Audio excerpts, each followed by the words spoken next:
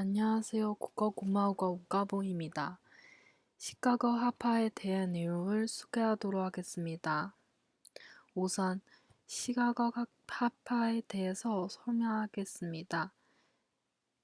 시카고 대학교는 857년 에세이 더플러스가 기중한 토지를 기초로 세운 시카고 대학이 1886년 재정난으로 폐쇄되자 1890년 실업자 J.D.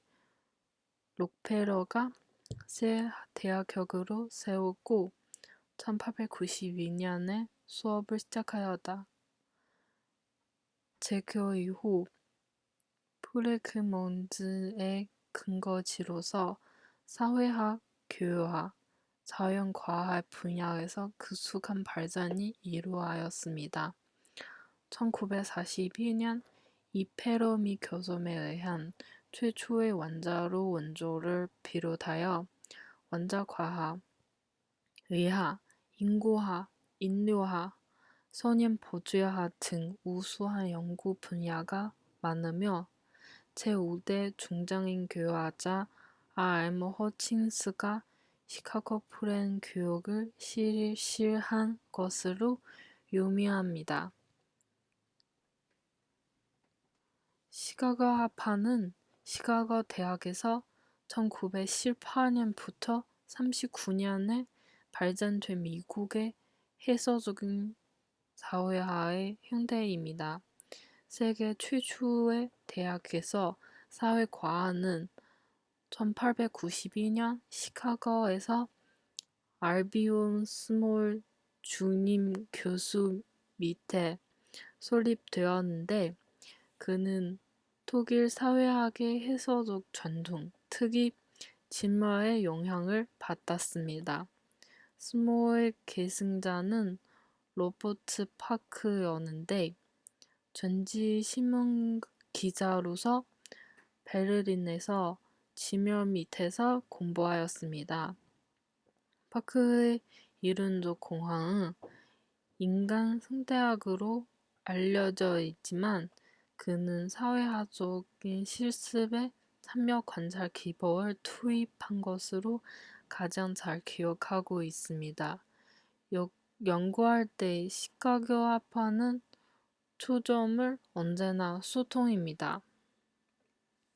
다음에는 주요 학자로부터 소개하도록 하겠습니다. 주요 학자는 로버트 에즈러 파크입니다. 파크는 기자 주위에 일꾼의 재능이 있는 대학원생들은 모아하는데 양자 대전 기간 중에 그들의 시카고 연구는 도시 사회학과 일탄 사회학 영역에서 고전이 되었습니다. 그것이 시카고 하파를 구성합니다. 그것은 최초의 주요한 미국 경험적 연구를 산출했는데 토마스와 즈나에키의 유럽과 미국의 플란트 농민이 그것입니다. 그것은 1895년 AGS를 창간하게 했습니다. 사회학의 시카고 하파를 창립하고 지도하였던 미국의 사회학자입니다. 시카고 하파는 1920년대와 30년대 초기에 반성하였는데 미국 사회학을 좀 더 경험적인 지향성을 갖도록 하였습니다.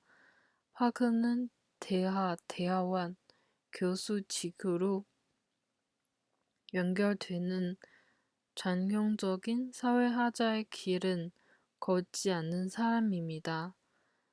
시카고 대학교에서 소속되어 있던 약 20년 동안에 그는 사회학의 지적인 흐름을 형성하는데 중추적인 역할을 담당하였습니다.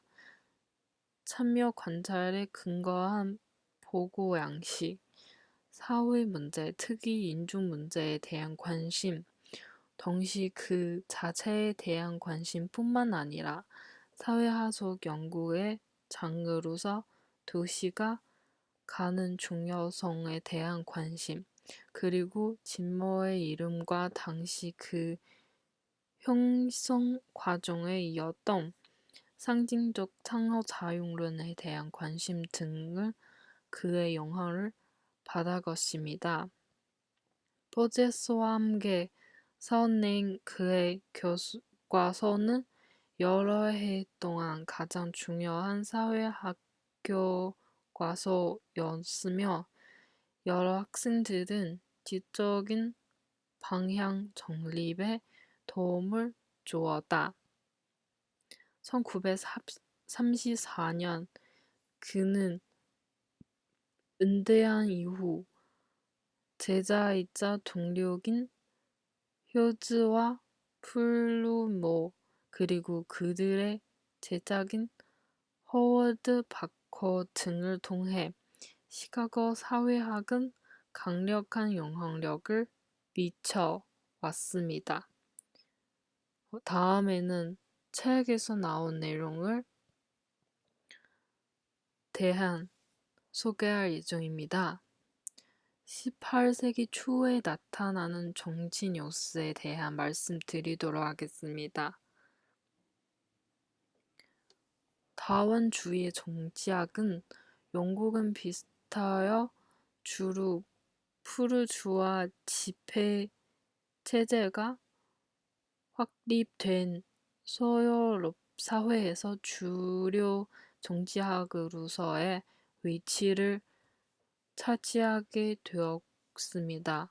국가주의 정치학은 해결 사상의 영향을 받았던 사회 2차 대전 이전에 토일이나 일본에서 주류 정치학의 위치를 차지하고 있었습니다.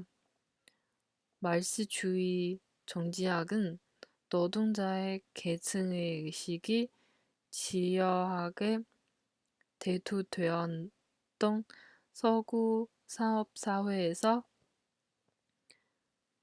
진보적 지식인에 대해서 주장되었고요.